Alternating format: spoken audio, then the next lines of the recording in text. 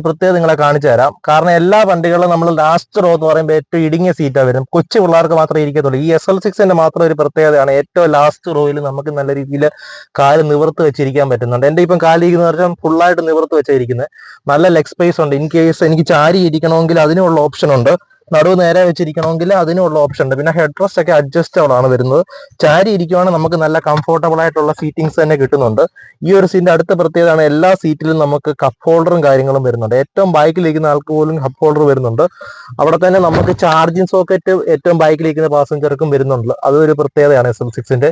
പിന്നെ separate reading ലാംപ്സും കാര്യങ്ങളും എല്ലാം ബാക്കിലിരിക്കുന്ന പാസഞ്ചർക്കും വരുന്നുണ്ട്. ഈ ഒരു ക്വാർട്ടർ ക്ലാസ് എന്ന് പറഞ്ഞാൽ നല്ല വിസിബിലിറ്റി ഉള്ള ക്വാർട്ടർ ക്ലാസ് ആണ് വരുന്നത്. പിന്നെ ഇതിന്റെ പ്രത്യേകത തിയേറ്റർ മോഡലിംഗ് ആണ് സീറ്റ് വരുന്നത്. ഏറ്റവും ഫ്രണ്ട് ഇരിക്കുന്ന റോയെക്കാട്ടിലെ ഹൈറ്റിലാണ് ഈ ഒരു സീറ്റ് വരുന്നത്. അതിൽ ഹൈറ്റിലാണ് ഇവിടെ ഇരിക്കുന്ന ആൾ ഇരിക്കുന്നത്. അതുകൊണ്ട് നമുക്ക് ഏറ്റവും കുഴിയിലിരിക്കുന്ന ഒരു ഫീൽ ഇല്ല. പല 7 സീറ്റർ വണ്ടികളും 6 സീറ്റർ വണ്ടികളിൽ കാണുന്ന ഒരു പ്രത്യേകതയാണ് ഏറ്റവും പുറകെ ഇരിക്കുന്ന ആൾ ഏറ്റവും കുഴിയിലായിരിക്കുന്നത്. ഈ ഒരു വണ്ടിയിൽ എന്ന് പറഞ്ഞാൽ ഏറ്റവും ബാക്കി ഇരിക്കുന്ന ആൾ ഏറ്റവും ഹൈറ്റിലായിരിക്കുന്നത്. അപ്പൊ നമുക്ക് പുറമേ ഉള്ള കാഴ്ചകൾ ഏറ്റവും ഫ്രണ്ട് ഇരിക്കുന്ന ആളെക്കാട്ടിൽ നല്ല രീതിയിൽ നമുക്ക് പുറകെ ഇരിക്കുന്ന ആൾക്ക് കിട്ടുന്നുണ്ട്. അത് ഈ SL6ന്റെ മാത്രം ഒരു പ്രത്യേകതയാണ്. അപ്പൊ നമുക്ക് SL6ന്റെ വീഡിയോ എല്ലാവർക്കും ഇഷ്ടപ്പെട്ടെന്ന് കരുതുന്നു. അപ്പൊ ഇഞ്ചിനും കാര്യങ്ങളൊന്നും പറഞ്ഞുതരാം. നമുക്ക് SL6ന് എഞ്ചിൻ വരുന്ന 1500cc 4 സിലിണ്ടർ മാരുതിയുടെ 1.5 ലിറ്റർ എഞ്ചിനാണ് വരുന്നത്. നമുക്ക് ഇതിനകത്ത് സ്മാർട്ട് ഹൈബ്രിഡ് എന്ന് പറഞ്ഞ ടെക്നോളജി ഉണ്ട്. 20ന് മേളിൽ നമുക്ക് മൈലേജ് കമ്പനി ക്ലെയിം ചെയ്യുന്നുണ്ട്. അപ്പൊ നമുക്ക് ഇതിന്റെ എഞ്ചിന്റെ റൂമിന്റെ കാഴ്ചകളൊന്ന് കാണിച്ചു തരാം. ഗ്രാൻഡ് വിറ്റാരയുടെ എഞ്ചിനും ഇതുപോലെ സെയിം ആണോ? നമ്മുടെ മാരുതിയുടെ 1500cc സെഗ്മെന്റ് വരുന്ന വണ്ടികളായ Ciaz, Grand Vitara, Brezza, SL6 അങ്ങനത്തെ 5-6 വണ്ടികളുടെ എഞ്ചിൻ എന്ന് പറയുന്നത് എല്ലാം സെയിം കാറ്റഗറി എഞ്ചിനാണ്. അപ്പൊ എഞ്ചിന്റെ കാര്യത്തിൽ ഒരു ചേഞ്ചും ഇല്ല ഗ്രാൻഡ് വിറ്റാരായിട്ട് കമ്പയർ ചെയ്യുമ്പോൾ. ഇതിന്റെ പ്രത്യേകത പറഞ്ഞാൽ കുറച്ചുകൂടെ കംഫോർട്ടാണ്, കുറച്ചുകൂടെ ബിഗർ ഫാമിലിക്ക് ഈ വണ്ടി പെർഫെക്റ്റ് ആണ്. പിന്നെ ഗ്രാൻഡ് വിറ്റാരയുടെ ഹയർ മോഡലിനെക്കാട്ടി ഒത്തിരി വില കുറവുണ്ട് SL6 എന്ന് പറയുന്നത്. പല ഫാമിലീസ് ഇതിന് ചൂസ് ചെയ്യാനുള്ള കാരണം എന്താ ഇരിക്കുന്നത് നമുക്ക് മനസ്സിലാകുന്നില്ല.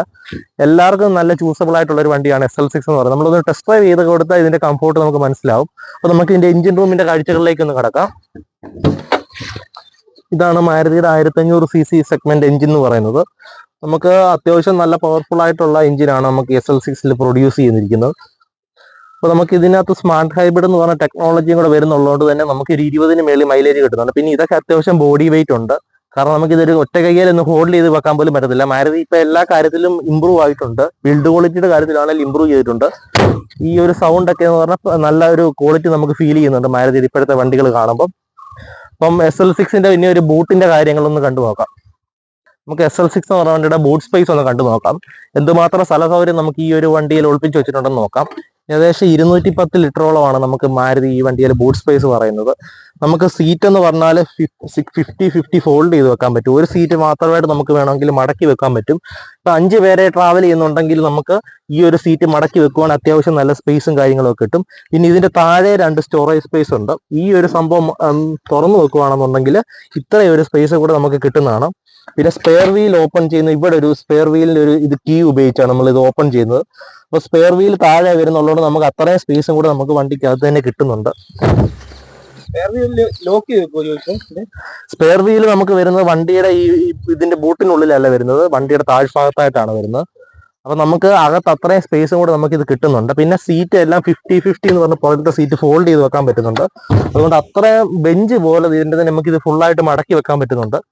നമുക്കിപ്പോ ലോങ് ജേർണിക്കൊക്കെ ഒത്തിരി 4 പേര് 5 പേരായിട്ട് പോകുന്നുണ്ടെങ്കിൽ നമുക്ക് ഈ സീറ്റ്സ് എല്ലാം കൂടെ മടക്കി വെക്കുവാണെങ്കിൽ നല്ലൊരു ലഗേജ് സ്പേസ് ആയിട്ട് നമുക്ക് ഇത് കൺവേർട്ട് ചെയ്തെടുക്കാൻ പറ്റുന്നുണ്ട്. അപ്പൊ SL6ന്റെ റിവ്യൂ എല്ലാവർക്കും ഇഷ്ടപ്പെട്ടെന്ന് കരുതുന്നു.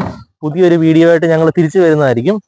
അപ്പൊ എല്ലാവരും നന്ദി. അപ്പൊ ഇതിപ്പം SL6 കൊണ്ടുവന്നതിൽ എല്ലാവർക്കും ഒരു ഇതും കൂടെ ഉണ്ട്. വീഡിയോ കാണുന്നതെല്ലാം ചാനൽ സബ്സ്ക്രൈബ് ചെയ്യാൻ മറക്കല്ല്. താഴെ നമ്പർ കൊടുത്തേക്കാം. പുതിയ വണ്ടികൾ എടുക്കുന്ന സമയത്ത് നെക്സാഡ ഷോറൂമിൽ തന്നെ കോൺടാക്ട് ചെയ്യാൻ നോക്കുക. ഓക്കെ.